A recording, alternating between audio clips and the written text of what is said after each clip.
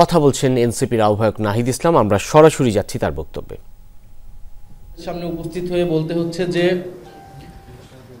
আমরা দেখতে পাচ্ছি জুলাই গণ অভ্যুত্থানের নেতৃবৃন্দকে লক্ষ্য করে সন্ত্রাসী ফ্যাসিস্ট আওয়ামী লীগ তার নানা তৎপরতা চালাচ্ছে। আমরা এর আগে জুলাই পদযাত্রায় গোপালগঞ্জে জাতীয় নাগরিক পার্টির নেতৃবৃন্দের উপর হত্যার নীল নকশা নিয়ে যে আক্রমণ, সেই আক্রমণ আমরা দেখেছি। উপদেষ্টা মাহফুজ আলম এবং গণ অভ্যুত্থানের নেতা মাহফুজ আলম এর আগে বিদেশ যখন গিয়েছেন লন্ডনে এবং আমেরিকায়, তখন তার উপর হামলা করার চেষ্টা করা হয়েছে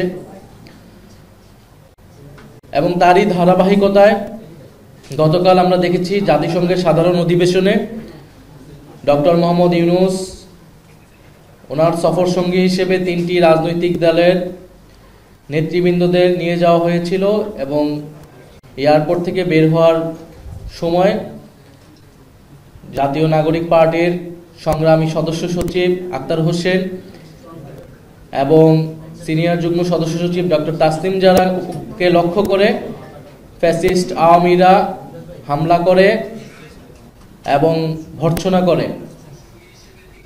আমরা সার্বিক বিষয় পর্যালোচনা করে বলতে চাই যে এই যে ক্রমাগত হামলা, ষড়যন্ত্র এবং অপতৎপরতা চলমান রয়েছে, সরকারের পক্ষ থেকে উপযুক্ত কোনো ব্যবস্থা আসলে নেওয়া হয়নি। যখন মাহফুজ আলমের উপরে, উপদেষ্টা মাহফুজ আলমের উপর আক্রমণ হয়েছিল, তখন আমরা বলেছিলাম যে গণ অভ্যুত্থানের নেতৃবৃন্দদেরকে টার্গেট করা হচ্ছে এবং এই ঘটনাগুলোর সাথে প্রশাসনের বিভিন্ন কর্মকর্তা জড়িত। ভিতর থেকে এই ইনফরমেশনগুলো লিক করা হয় এবং সরকার এবং পররাষ্ট্র মন্ত্রণালয় থেকে নিরাপত্তা প্রদানের যে ধরনের ব্যবস্থা নেওয়া হয়েছিল, সেই ব্যবস্থাগুলো যথাযথ ছিল না বলেই গতকালের ঘটনা ঘটতে পেরেছিল। ফলে আমরা এর নিন্দা এবং প্রতিবাদ জানাচ্ছি এবং সরকার এবং পররাষ্ট্র উপদেষ্টার কাছে জবাবদিহিতা চাইছি যে সরকার তার সফর সঙ্গী হিসেবে, ডক্টর ইউনূস তার সফর সঙ্গী হিসেবে রাজনৈতিক নেতৃবৃন্দদের নিয়ে গেলেন, সেখানে আমাদের যাওয়ার কথা ছিল না।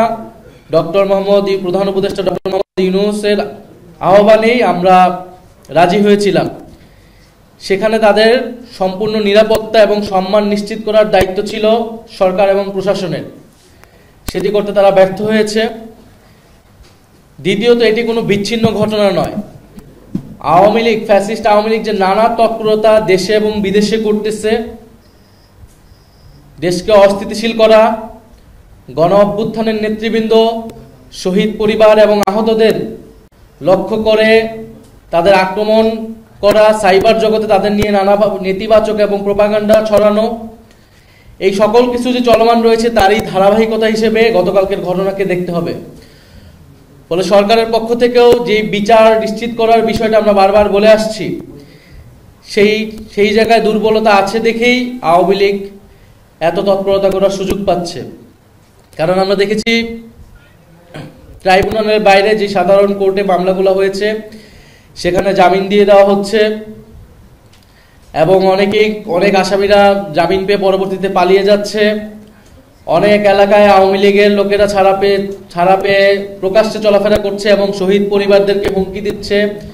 বৈষম্যবিরোধী ছাত্র আন্দোলন এবং জুলাইয়ের যারা আহত হয়েছিল তাদেরকে হুমকি দিচ্ছে। অনেক জায়গায় হামলার ঘটনা আমরা দেখেছি। ফলে এগুলো ছোট এবং বড় পর্যায়ে নানা ধরনের ঘটনা কিন্তু দেশে ঘটতেছে এবং দেশের বাইরেও আমরা দেখতে পাচ্ছি। ফলে এই জায়গায় সার্বিকভাবে এটা সরকারেরই দায়িত্ব এই পরিস্থিতি থেকে উত্তরণ করা এবং সেটার জন্য সরকারের যে সর্বস্তরে ফ্যাসিবাদের দোসররা এখনো রয়ে গেছে, তাদেরকে অপসারণ করতে হবে, চিহ্নিত করতে হবে এবং শাস্তির আওতায় আনতে হবে।